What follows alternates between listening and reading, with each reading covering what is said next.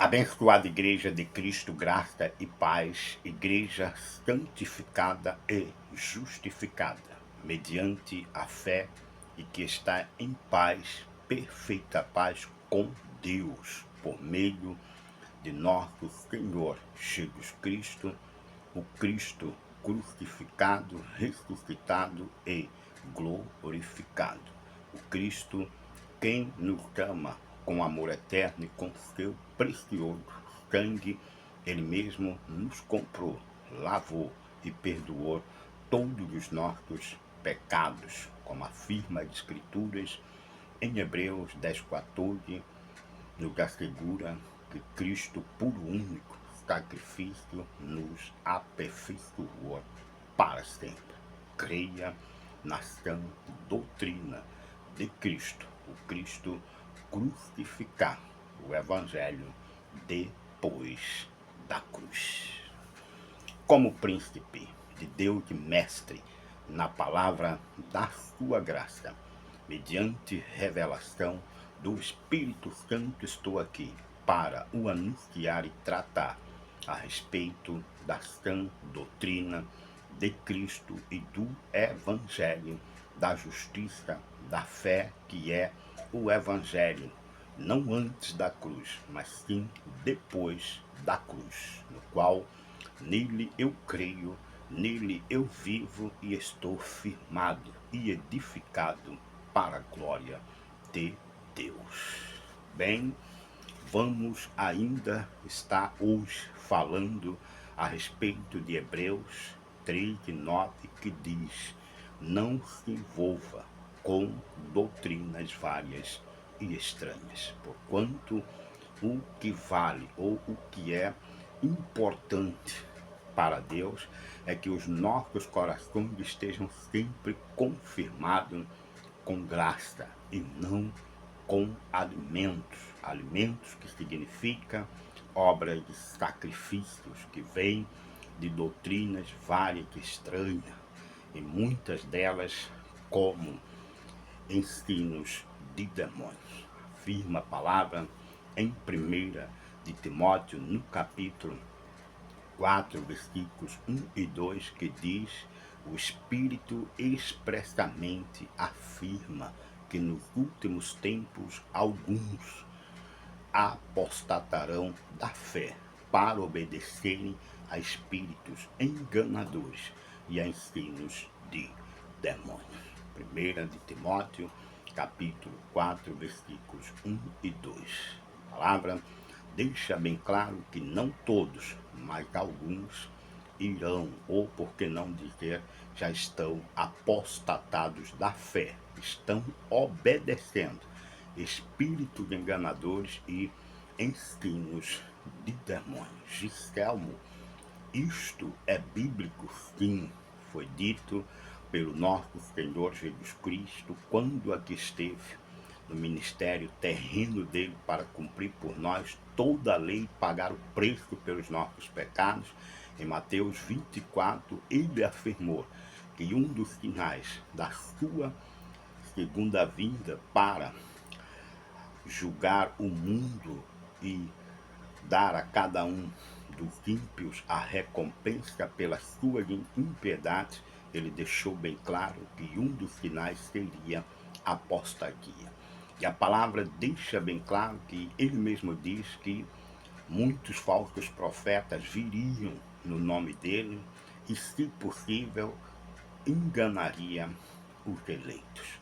A palavra deixa bem claro em 1 de Timóteo, no capítulo 4, que alguns, não todos, ou seja, desde o princípio, Deus sempre tem os seus remanescentes, por ele preparados e separados para não receberem ensinos de demônios.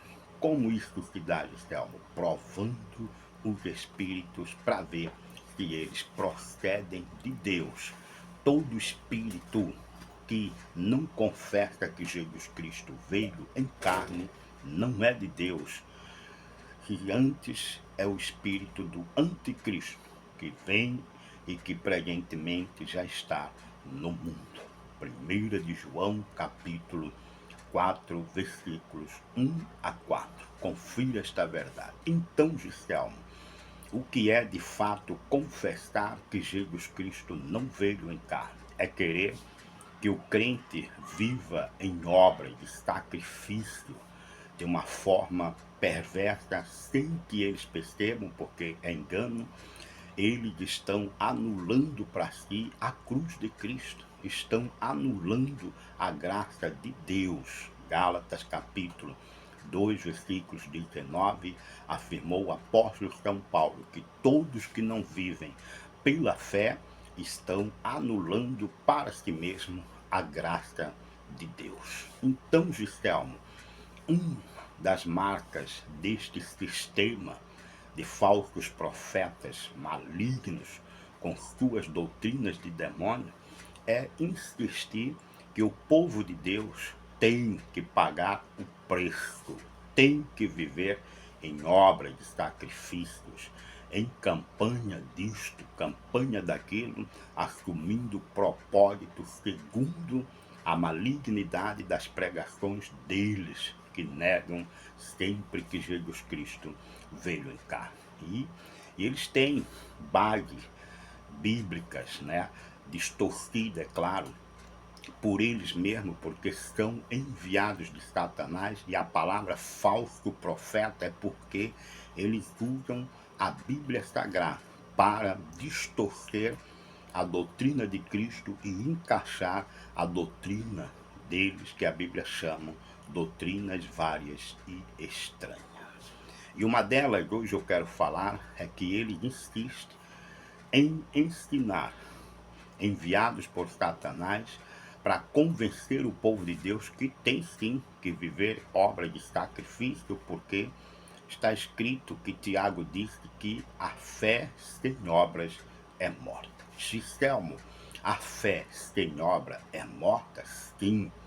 Só que eles lêem somente este versículo, esquecendo dos contextos anteriores e dos contextos posteriores, que dá o entendimento ao crente que Deus se refere a obras não mais como sacrifícios, não mais como obras que possa vir da lei de Moisés ou de qualquer outra natureza que insiste em negar que Jesus Cristo não veio em carne. Gistelmo, mostre-me este versículo, porque muitos, quando nós dizemos que o justo vive pela fé, eles vêm logo com este ataque: mas a fé sem obras é morta. Sim, eu concordo, mas que obras? Que obras se refere ali Tiago? Primeiro, Tiago dá ênfase a Abraão, que é o pai da fé, do qual nós somos descendentes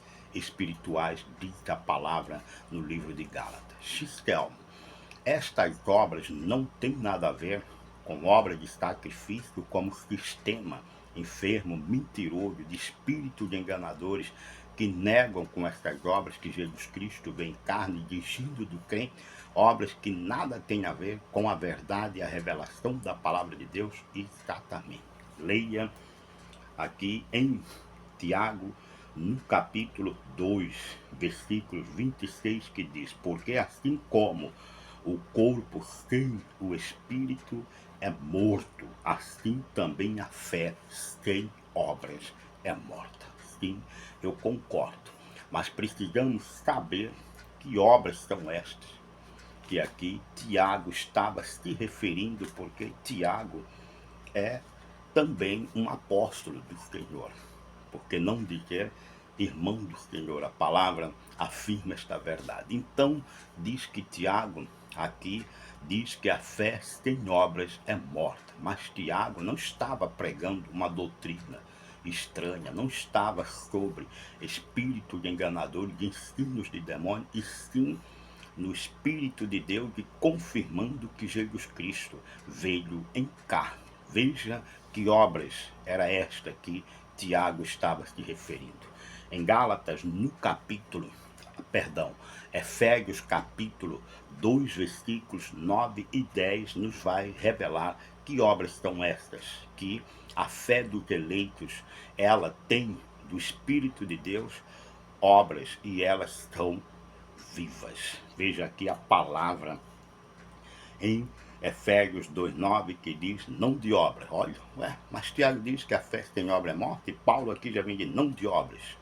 Não de obras para que ninguém se glorie, pois somos feitura dele, de Cristo, criados em Cristo Jesus, para que boas obras, quais Deus de antemão preparou para que andássemos nelas. Então, está bem claro que Tiago não estava contradizendo a fé cristã ali. Tiago, pelo contrário, estava afirmando a fé cristã que confessa que Jesus Cristo veio em carne e pagou por nós todo o preço, não deixando nenhuma necessidade de que eu e você, os que cremos que somos da família da fé, a necessidade de termos que pagar o preço, de termos que fazer obras de sacrifício, participar de obras, de campanhas disso, campanha daquilo, ou propósitos malignos disfarçado de evangelho. Fique atento e creia que as obras da nossa fé que estamos em Cristo, elas estão em Cristo preparadas de antemão e através do conhecimento e o estudo da palavra, conferindo a palavra, como acabamos de fazer. É verdade que a fé sem obras é morta, mas a fé que eu tenho é a fé dom, dada por Deus, para que eu creia em Cristo e no que Cristo fez por mim, e que eu viva nestas obras que Deus de antemão em Cristo preparou para que eu ande nelas. No próximo tema, que Deus, pela sua misericórdia, nos faça entender um pouco mais que obras são estas e como de fato vive os que estão em Cristo nestas obras, muitas das vezes sem perceber, mas estão andando nelas, porque a palavra de Deus diz que todos os que são filhos de Deus são guiados pelo Espírito de Deus. Fique atento. De fato, a fé sem obras é morta, mas a minha fé tem obras, por Deus em Cristo, preparadas de antemão. Creia, igreja, graça e paz.